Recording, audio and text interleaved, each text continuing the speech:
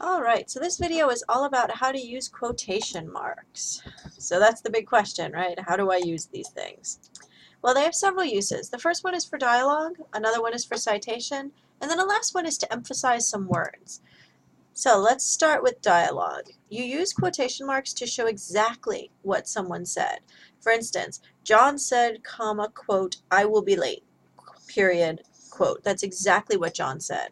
It is incorrect to say something like John said that he will be late, because John didn't say he will be late. John said I will be late. So you only want to put quotes around exactly what someone said, word for word. Now, when you are dealing with dialogue, every time a new person speaks, he or she gets indented on a new line. So, for instance, we have a conversation, what are you doing? The rearranging matches. Why? I have no idea. So each time a new person talks, you indent, you hit the tab button. Now, when a character speaks before and after an interjection, the punctuation looks like this. So you have, quote, you never have any idea, comma, quote, Samantha sneered. So this is my tag. It's extra information, comma, quote, and that's why I'm leaving you, period, quote. Notice that the and here has a lowercase a. That's because it's still part of the actual sentence. You never have any idea, and that's why I'm leaving you.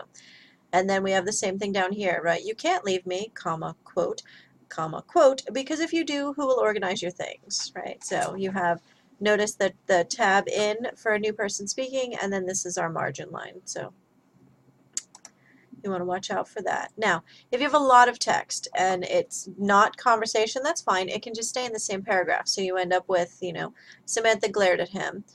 I don't need anyone to organize my things, she snapped. I was just fine in my organizational skills before you came along. I don't need someone to look after me like a child, right? So then what is she doing? Apparently she's scanning the library. Her haughty eyes are taking in other annoying details of his obsessive-compulsive disorder. Huh, Sebastian scoffed. You couldn't tell that from where I was standing, dear. And then again, this is more information. He turned away from his latest project. I think he was rearranging matches to stare at her. As usual, her clothes were in disarray, her pants, untucked shirt, screaming her need for his guidance. So this is like the narrator's voice. And then, quote, this is what he says, come here, Sam, you're a mess. And then she shouts at him, right, you could use a good mess. And she stalks out of the room. So notice that the only time you tab or you indent is when a new person is speaking, or if you had a lot of information in between. So you want to remember that commas and periods go inside the quotation marks like this, right? You don't want to put them on the outside. Now, this is different from the US to the UK. If you decide you are going to go over to the United Kingdom and you're going to write and publish, then the bottom one would be correct. Your periods and your commas would go outside of your quotation marks. But while you're here in the US, you want to make sure that they are on the inside of the final quotation mark. So that's one thing. If you've ever gotten a copy of like Harry Potter or Lord of the Rings that was published over in England, then your punctuation is going to be a little bit different. They also like to use single quotes instead of double quotes over there. So it's just something to be aware of. Now, this does get weird when we get into citation, because you use quotation marks when you are citing from a source, and if it's a direct quote, like according to one source, comma, quote, blah, blah, blah, blah, blah. And then this is MLA format. So notice I've got my my last name of the author, and then my page number.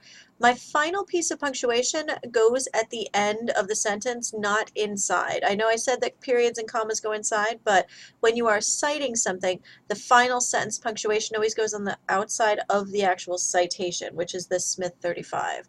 Or you could have, Smith, if you have the name, this is, again, MLA format. If you have the name in the sentence, Smith explains how, quote, blah, blah, blah, blah, blah, and then page number. So again, your period's at the end of the sentence after the citation.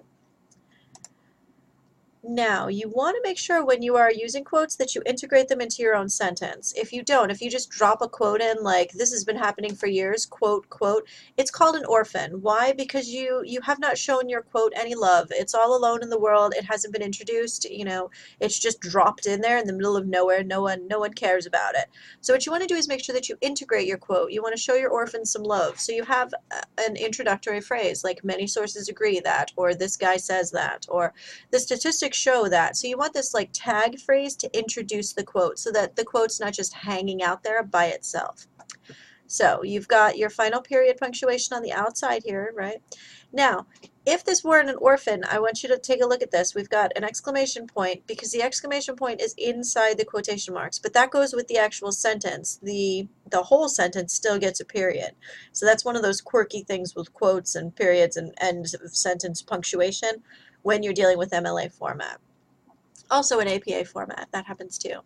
Now, here's something that occasionally comes up. If you have a quote within a quote, like, according to some scholars, quote, so this whole thing is on Smith, page 42. But on Smith 42, he actually has a quote from someone else, right? The greatest book ever written is is a quote itself. So the way that you show the distinction is that you single quote it.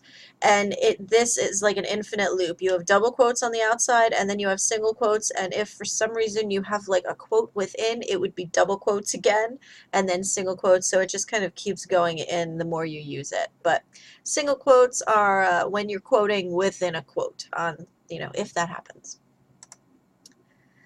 Now, this is a random use for quotation marks, but it's fairly relevant. Occasionally you might need to do this. If you want to highlight or emphasize a word, like as a word, then if I wanted to say do not use a comma before because in your sentence, so I want to highlight that I'm talking about because, it's not like before because, then you would use some quotations to illustrate that. So overall, you just want to remember, if you are using quotation marks in your writing, you should be using dialogue, either quoting a source or emphasizing a word. Those are the reasons to use them.